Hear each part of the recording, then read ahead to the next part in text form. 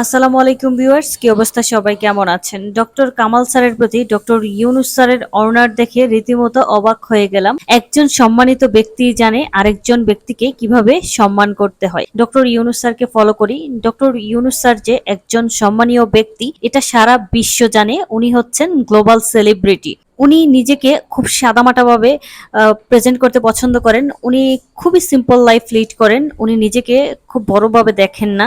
আমাদের বাংলাদেশের মানুষ ওনাকে ওইভাবে কদর করতে জানে না। সংখ্যালঘু বাদে বেশিরভাগ মানুষই ওনাকে নিয়ে কটু কথা বলে, মন্দ কথা বলে।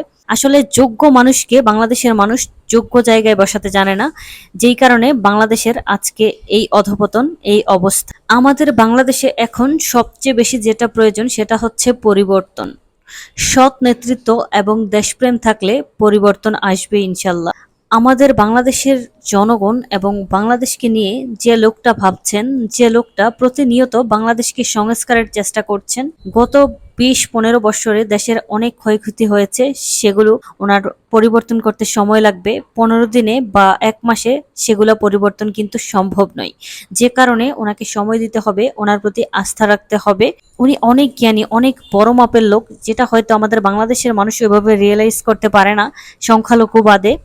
কিন্তু বিদেশের মানুষ কিন্তু ঠিকই ওনাকে রিয়েলাইজ করতে পেরেছেন এবং ওনাকে ওনার যোগ্য সম্মানটাই দিয়েছেন। কিন্তু আমাদের বাংলাদেশের মানুষ ওনাকে ওনার যোগ্য সম্মানটুকু দেয়নি।